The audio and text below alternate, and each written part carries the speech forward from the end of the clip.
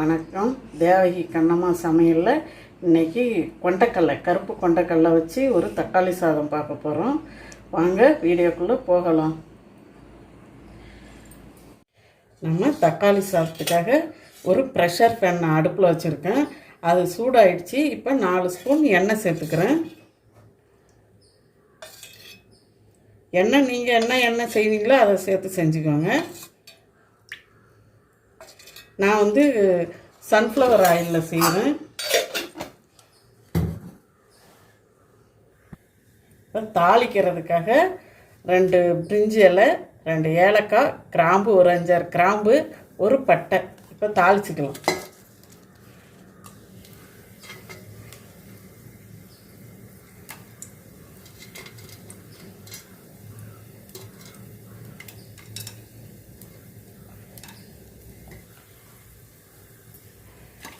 நல்லா வெடிச்சிருச்சு. இப்போ நம்ம வெங்காயம் நல்லா செருவை கட் பண்ணி வச்சுருக்கேன். 2 சின்ன சைஸ் தான் பல்லாரி. அதை இப்போ அது கூட சேர்த்து வதக்கிக்கலாம்.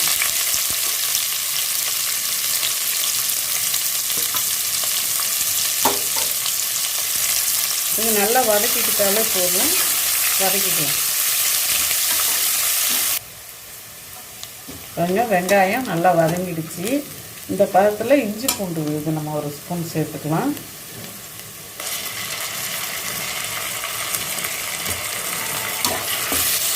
இது நல்லா வாசனை வர வரைக்கும் வதக்கிடலாம். நல்லா இஞ்சி பூண்டு வாசம் நல்லா மாறி, பச்சை வாசம் மாறி நல்லா வாசனையாகிடுச்சு. இப்போ நம்ம தக்காளி 2 தக்காளி, பெரிய சைஸ் தக்காளி கட் பண்ணி வச்சுருக்கேன். அதை நம்ம இப்போ சேர்த்துக்கலாம். கூடையே ஒரு 3 பச்சை மிளகாய் கட் பண்ணி வச்சுருக்கேன். அதையும் நம்ம சேர்த்துக்கலாம். கொண்டக்கடலையை நைட்டே நான் ஊற வச்சுட்டேங்க. காலையில் நம்ம ஸ்கூல் குழந்தைங்களுக்கு செய்யும் பொழுது நைட்டே ஊற வச்சுக்கணும். அப்போ தான் காலையில் பதமாக நமக்கு கிடைக்கும். இப்போ இந்த கொண்டக்கடலையும் தண்ணி வடிகட்டிட்டு சேர்த்துக்கலாம்.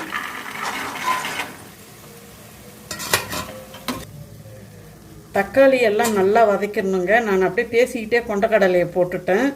நீங்கள் தக்காளி நல்லா வதக்கிடுங்க. அந்த சாறு சுண்டுற வரைக்கும் வதக்கிடுங்க. அப்போ தான் நமக்கு நல்ல டேஸ்ட்டு கிடைக்கும்.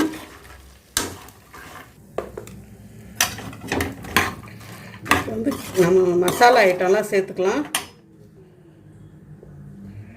ஒரு 1/4 ஸ்பூன் மிளகாத்தூள். காரம் உங்களுக்கு விருப்பம் எவ்வளவோ அவ்வளோ சேர்த்துக்கோங்க. 1/4 ஸ்பூன் மஞ்சத்தூள், ஒரு 1/4 ஸ்பூன் கரம் மசாலா தூள். நல்லா வாசனை கொடுக்கும் கரம் மசாலா தூள். அதனால் கரம் மசாலா தூள் சேர்த்துக்கோங்க. இப்போ இதை நல்லா ஒரு வதக்கிடலாம். இப்போ தக்காளி சாதத்துக்கு தேவையான அளவு உப்பு சேர்த்துக்கிறேன். எல்லாத்தையும் சேர்த்து நல்லா வதக்கிடலாம் ஒரு வதக்கு. இப்போ கொஞ்சம் புதினா தழையும் மல்லித்தழையும் கட் பண்ணி வச்சுருக்கேன். அதையும் நம்ம இப்போ சேர்த்துக்கலாம். இதையும் நல்லா சேர்த்து வதக்கிடலாம். இந்த டம்ளரால் நான் 1 டம்ளர் அரிசி சேர்த்துருக்கேன். 3 பேருக்கு தேவையான அளவுக்கு. நீங்கள் எந்த டம்ளரால் அரிசி எடுக்கிறீங்களோ, எந்த அளவு எதால் எடுக்கிறீங்களோ அதால் 1க்கு 2 தண்ணி வச்சுக்கோங்க. நான் பொன்னி அரிசி வீட்டில் சாதம் வடிக்கிறோம்ல, அந்த பொன்னி அரிசியில் தான் நாங்கள் செய்கிறோம். நீங்கள் எந்த அரிசியில் வேணாலும் செஞ்சுக்கோங்க. ஆனால் அரிசிக்கு தகுந்த மாதிரி தண்ணி மாற்றிக்கோங்க. பாசுமதி ரைஸ்க்கு அதுக்கு தகுந்த மாதிரி வைங்க. வீட்டில் சமைக்கிற அரிசிக்கு அதுக்கு தகுந்த மாதிரி வச்சுக்கோங்க. நான் 1க்கு 2 தண்ணி சேர்க்குறேன்.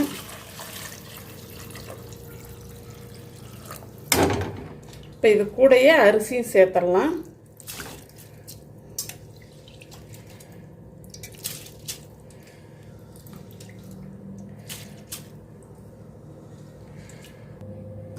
இப்போ நல்லா கிண்டி விட்டுருங்க. உப்பு பதம் பார்த்துக்கோங்க. அப்புறமா மூடி போட்டு நம்ம மூடிக்கலாம். இப்போ நல்லா மூடி போட்டு கலக்கி விட்டுருங்க. கலக்கி விட்ட பிறகு மூடி போட்டு நம்ம மூடிக்கலாம். விசில் போட்டுக்கலாம். 2 விசில் வந்த பிறகு ஆஃப் பண்ணிடுங்க. அது எங்கள் குக்கருக்கு 2 விசிலுங்க. உங்கள் குக்கர் பதம் எத்தனை விசிலோ அதுக்கு தகுந்த மாதிரி நீங்கள் விசில் வச்சு ஆஃப் பண்ணிவிடுங்க.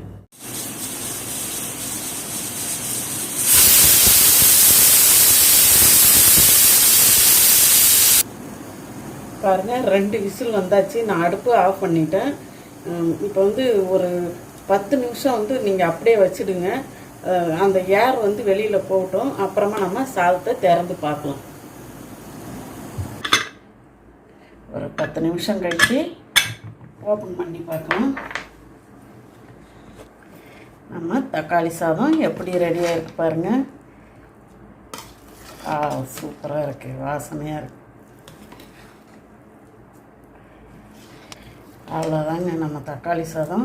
இது வந்து குழந்தைங்களுக்கு ரொம்ப பிடிக்கும். நீங்கள் லஞ்சுக்கு கொடுத்து விடலாம். கூட வந்து முழு முட்டையாக கூட அவிச்சு நீங்கள் தொட்டுக்கைக்கு கொடுக்கலாம், ஆம்லேட் கொடுக்கலாம். சூப்பராக இருக்கும். என் பிள்ளைங்களுக்கு நான் இப்படி தான் செஞ்சு கொடுப்பேன். அதை தான் நான் ஒரு வீடியோவாக எடுத்திருக்கேன். உங்களுக்கு பிடிச்சிருந்ததுன்னா செஞ்சு பாருங்கள். லைக் பண்ணுங்கள், ஷேர் பண்ணுங்கள், சப்ஸ்கிரைப் பண்ணுங்கள், கமெண்ட்ஸ் பண்ணுங்கள்.